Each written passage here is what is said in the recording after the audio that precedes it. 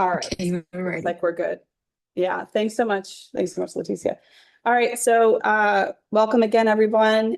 Today we have a really great presentation.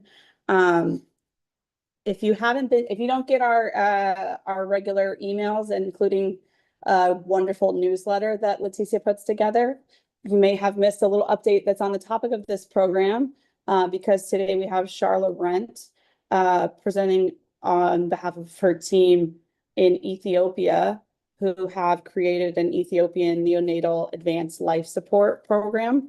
And she is going to be sharing that with us today. If you don't know Dr. Rent, she is a proud neonatologist here at the Duke Children's Hospital, who also works on global perinatal health. So really glad to have you and some folks from the team with us. So without further ado, you are welcome to take it away, Sharla. Awesome. Thank you. Well, let me get sharing here and turn it into a better view. Um, so kind of the prompt for sharing this is that I think usually in these meetings I focus on like the amazing work we're doing in Tanzania. Um, but a lot of folks often ask me about like what I do in Ethiopia and kind of what that looks like.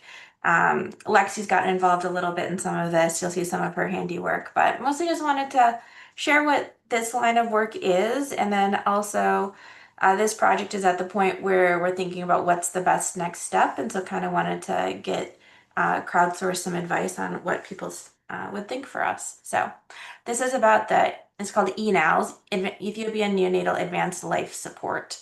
And this presentation was originally given at the International Maternal Newborn Health Conference in Nairobi about 2 months ago. And so a nod to our current funders, the DIV fund is kind of the rebranding of USAID. And so also a good thing to flag for people who might be working in that space. And then we work with VIU, which is a neonatal CPAP company that specifically targets low resource settings, and they're amazing.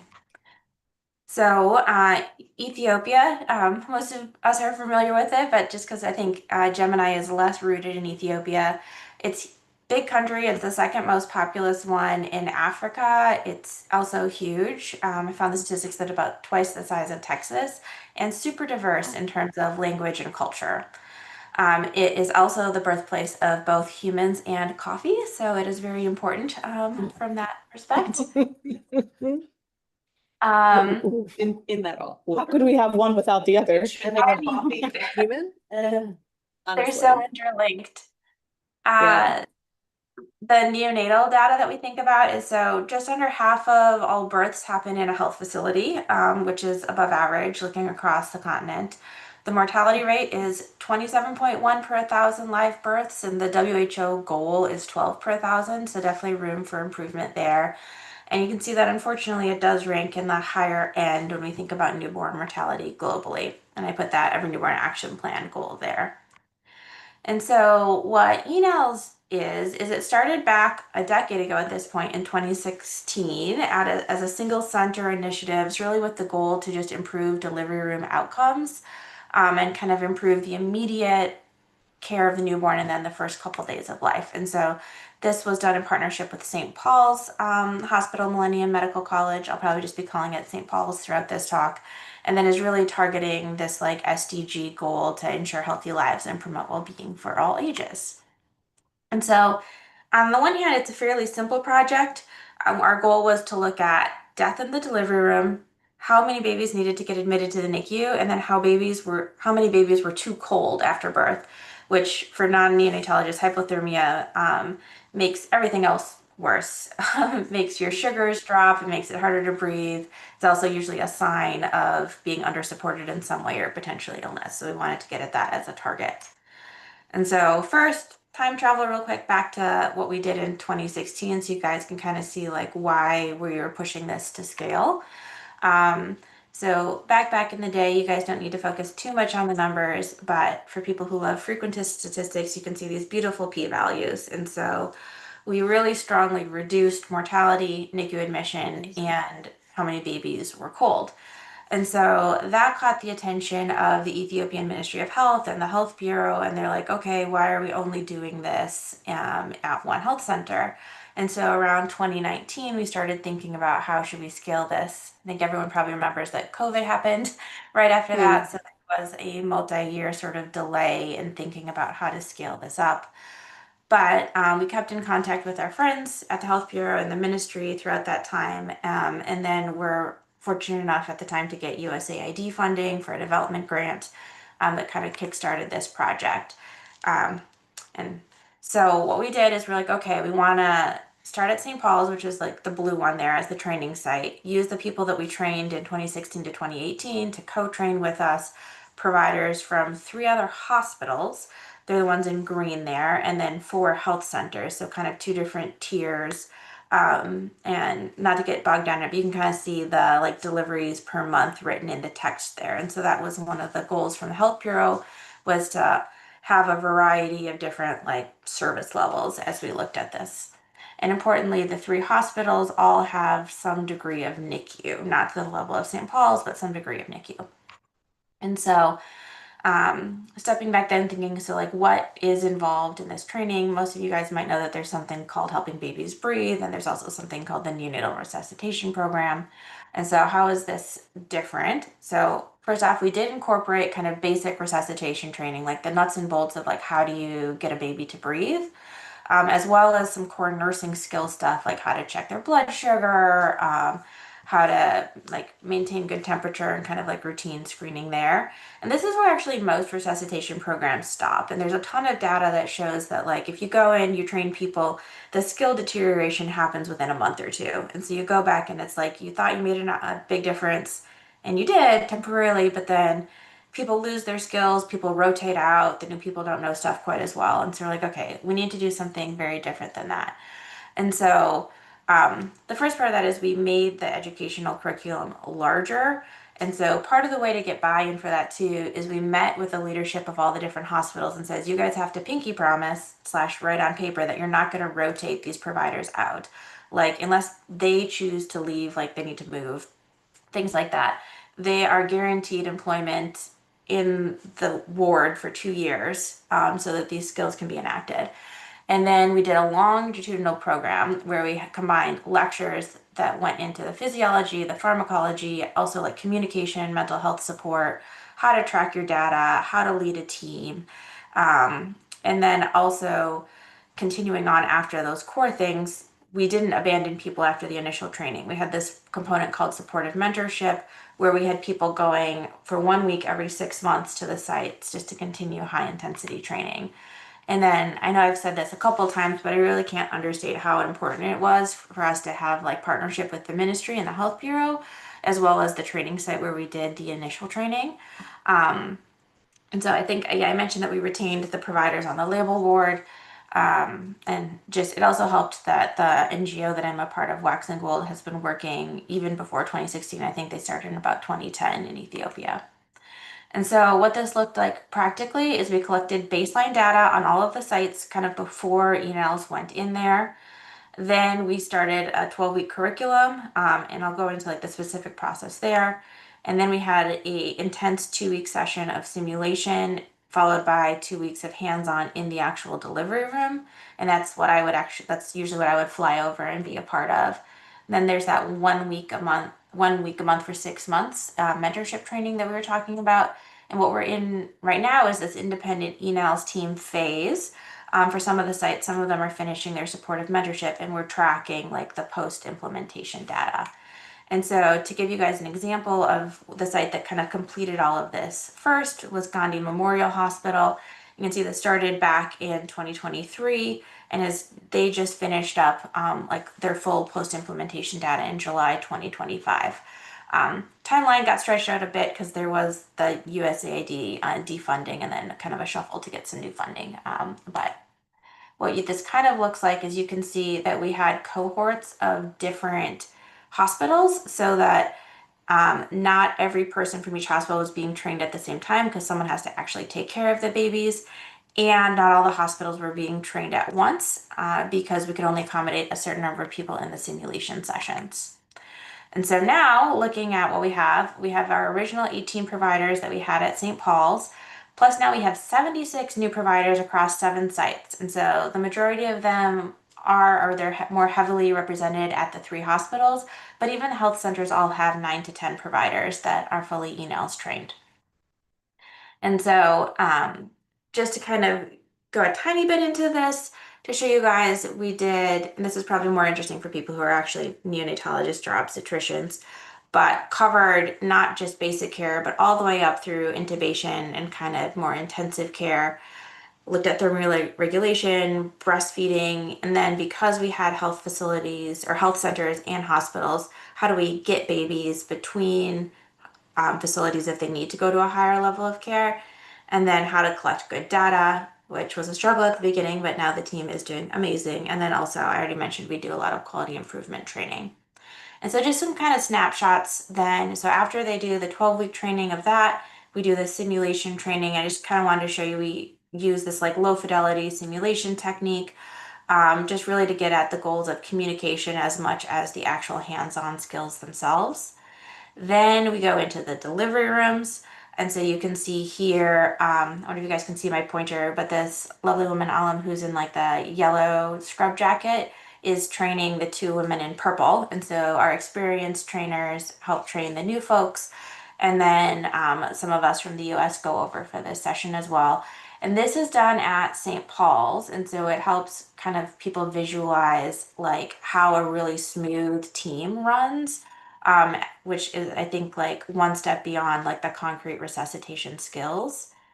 Um, and so that's where, oh, and then after that, I didn't have pictures of this, but we go then to their sites. So then it's like you're dealing with the challenges in their own environment. And so to show you guys where we started, because we do have baseline data on everything. And again, shout out to Lexi for doing the analysis for this. But we had over almost 13,000 births in our pre-implementation data set. About a third of them were via C-section. Stillbirths were lower than neonatal deaths, but both higher than the WHO goal. And then overall, 0.3% of infants were passing away in the delivery room. Temperature was only being measured in about a third of babies, and about 7.5 of babies were going to the NICU. And so I'm giving you guys, again, just like a broader shot of the initial data. You can see that most of the births are happening at the hospitals, which makes sense.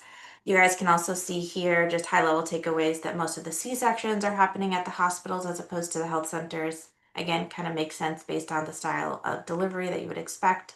And then also we have higher stillbirth rates at the hospitals. So we are really seeing that's good that we are trying this in 2 different environments so we can really see if it moves the needle at both health centers and hospitals. And so again, still looking at pre-implementation data, we wanted to see like when are babies passing away, because again, our intervention is focused on the delivery room. And one of the things we did want to flag is that most of the death is in the like day 1 to 7 period. And so that's like a future flag for us to think about the post-delivery room care as maybe another area for intervention. And so looking here too, NICU admission rates, because that was one of our key targets. Again, of course, highest at the 3 hospitals. This is the gestational age distribution of kiddos that are surviving versus passing away. And this will come into play later when we look at the outcomes of Gandhi Memorial Hospital, which is the first site that we really looked at. But you can see this is kind of just in line with what we would see in most countries. Most babies are being born right around term, with the kiddos a touch younger being higher risk for neonatal death or stillbirth. And so, one site has completed all the way through, like I was saying, it's Gandhi Memorial Hospital. They are a dedicated women and children's hospital, and so already kind of primed to be focused on labor and delivery. Uh, and then just highlighting the process here, you can see in the upper left-hand corner, this is what their delivery room space looked like right before we started. And then we kind of worked with the health system to get new equipment. The little device that you see here is the VIU CPAP. I mentioned them as a key implementation partner, and so that definitely helps with outcomes as well. And so a lot of this was meeting with the hospital leadership, doing data training, and then the in delivery room support of the providers. And so this is the big like huzzah, like look at our outcomes. So stillbirths at Gandhi, went down from 17 per 1,000 to 4, so amazing teeny tiny p-value there. Any type of neonatal death went down as well. So well under this goal of 12 per 1,000, so just over 7 per 1,000. Delivery room death as well went down. That's obviously listed as a percent because that's not the metric like stillbirth or neonatal death, but that also went down. Temperature recording rates went up, which is amazing. Rates of hypothermia. I'll say take that with a grain of salt because it was not being measured super great beforehand, but reported values did go down. And then NICU admissions also statistically significantly went down. So a lot more babies going directly to their mamas. So happy baby. When we look at then too, the timing of delivery room deaths, just to kind of tease out if we made a mark anywhere, because I already said that the total deaths went down, you can see that the one area where we haven't quite reached significance, and again, the N is so much lower, so that might be contributing to it, but were these later deaths. So again, that's like a flag to us that maybe thinking about improving NICU care might be helpful as well. Um, Harkening back to the gestational age discussion, one of the things I wanted to show is that yes, there are obviously some babies that are still dying or having stillbirths, but we've also shifted that towards much more preterm, which means that the area where we're most likely to have the biggest impact we did, which is in these term babies who can probably breathe room air, who are better at maintaining their temperatures. So still room to go, but a big success. And so, kind of reflecting back on why we think this eNails program works, we're using evidence-based curriculum. We've got mentorship from the US and Ethiopia. We use a team-based approach. So I didn't go into this, but our leadership is equally split between nurses and doctors. And so it's definitely not just kind of coming from the MD DO side. And then it's a combination of training methodologies and really this like supervised experience in the setting where it's going to be working. And then, of course, I mentioned this many times, but doesn't hurt to mention it again, just the amazing partnership with local governmental leadership. And then one of the things that I really need to highlight is just how empowered the eNails providers feel. One of the things we had done back at St. Paul's after we had implemented things back in 2016 to 2018 is some qualitative interviews around like the impact they've made. And they really are seen as like the change makers in the hospital. When you talk to the providers themselves, they're like, I'm a boss. I'm the one people come to when they have questions about babies. And so those experienced providers really instilled that confidence and ownership in neonatal care into like this next generation of eNails providers. And I think that makes just a world of difference. And so this is where we're kind of struggling. And so definitely would welcome input. And so we have this issue of like sustainability. We want to keep these sites going. We definitely saw this like gap of needing to extend into the post-delivery room care. And then we want to scale it. We're like, should we go broader in Addis? Should we look at other regions in Ethiopia, kind of look more rural, kind of validate? And it's partly a balance of like, what would funders want to fund and what can we maintain? We're a fairly small and scrappy group doing this right now. And so there's a little bit of limits there. And so this is what I always like to close my presentations about Ethiopia. And I don't know if anyone on here speaks Amharic, but I'm going to butcher this. But this sign says Zare Mene Serahu, and it's posted at the exits of St. Paul's Hospital. And what it means is, what did I do today? And as you're leaving the hospital, as you're leaving work, you're supposed to stop and ask yourself, did I do good? Did I help someone? And if you can't say yes, you're supposed to think like, oh, well, how can I do better tomorrow? And so if I could steal one of these signs, I would, because I think it's just like such a great message for what we all want to do in healthcare and what we all are doing in Gemini of just thinking of how can we improve what we're already doing just to better the health of people around the world. And so these are the names of the amazing people I work with. Again, thank you, Lexi, for all the data analysis for this. And I'm gonna stop sharing and I'm happy to answer any questions and receive any thoughts or suggestions on how to make this better. Amazing. Yeah, join us in thanking Sharla for that great presentation and this excellent work. As she said, open to feedback, to suggestions. So any of that or any questions, please feel free to unmute or drop in the chat. Let us know what your thoughts are. I have some, but I see if anybody else has some better ones. Can I just um try to say something. Uh, Please. no, no, I mean, sorry. I'm sorry. We just, this is so embarrassing. Well, we didn't have one dad of the family.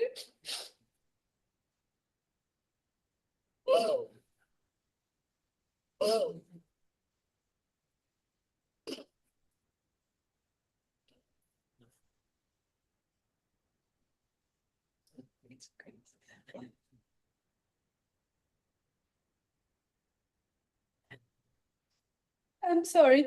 I just, You're okay.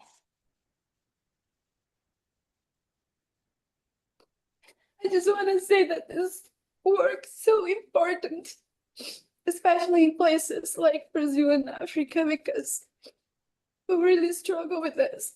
And your work is beautiful, beautiful. I want to congratulate you. And also, I was thinking, do you have, sorry, do you have any support or assistance to the mothers that loses their babies? Yeah, Because that is, oh, sometimes that's the hard thing also, because we don't have anything to do, like, we don't have, I don't know if I'm expressing correctly, but sometimes the team doesn't know or are not prepared or don't have enough like energy to be concentrated on the mother that just lost her baby. And it actually in Brazil, in the health system, we don't have anything like to do with those moms. They just are sent home and like they have to look for their own support system or therapy. So I'm so sorry to do this. No. And again, congratulations on the work. It's amazing. It is. thank you. Yeah, I think sometimes I forget how much this resonates with people because this is the clinical world I live in every day. And it's very touching to me how much this impacts people. Because babies are really important as our moms, right? And so I think, your question about how do we support families when their baby doesn't survive, that's probably well, a lot of the longtime Gemini, that's my other area of huge focus. And so we're working on that. Actually, I have to leave this meeting half an hour early today because I'm part of a group at the American Academy of Pediatrics that's designing a program to help with perinatal loss in low resource settings. And that's meeting. And so working on it locally in Ethiopia, we're working specifically around like communication and just really having a lot of conversations. The neonatologists there are fantastic, but there is a lot of just time constraints and room to grow. Exactly what you said is people are like, well, I have to choose between comforting this mom who just lost her baby or saving the next baby because there's just baby, baby, baby, baby. And so part of what we're trying to do is build up enough workforce and build up enough kind of buffer that people can take those couple extra moments. And we're looking at particularly the nursing colleagues to kind of be trained in some of that communication. And I saw Rosalia nodding. She knows that's something we're also kind of looking at in Tanzania as well. So a long-winded way of saying not where we need it to be yet, but hoping to keep pushing that because we will. I always tell people we will never be able to save every baby, right? Like the goal is to save as many as we can, get as many baby happy, healthy babies home with their parents. But there's no country around the world that has hit 100% survival, and so we equally must work to support the families who can't take their babies home. Thanks, Sharla, and thanks for sharing that. Yeah, it's a real reality. Sometimes we talk about these statistics.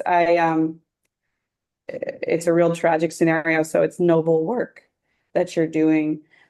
I wonder if I can bring in a related question, which is even support for the research staff and the clinical staff themselves. They're supporting, and like you pointed out, sometimes without the bandwidth or the training, the resources to do so, just doing the best they can as humans who face these things. I think, Sharla, you can remind us or correct me if I'm wrong, this came up maybe in that paper that I shared the link for when you guys were looking at the challenge for providers in perinatal loss.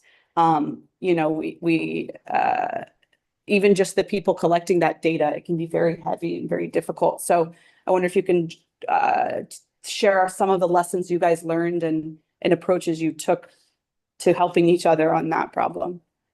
Yeah, and man, you guys just need to be in like the rooms for people who are deciding funding for me because this is exactly what we're trying to get more funding for on both of those. You don't have to persuade us. Yeah. We've done it. Yeah. But both in Ethiopia and then in Tanzania, like the Project Lauren and Lexi are a part of, I see them on here, is we've talked to a lot of providers and they say like, I don't basically have time to deal with the feelings. And so some of them have like good outlets, like talking to their family or talking to colleagues. But some people have said that it drains them like year to year to year. And I don't think we've solved this in America either. A lot of the caring for the caregiver sort of interventions kind of fall flat. And so one of the other things that we're very interested in is looking at like how do we have like restorative healing for healthcare providers, but also that like in the moment, like being able to manage it.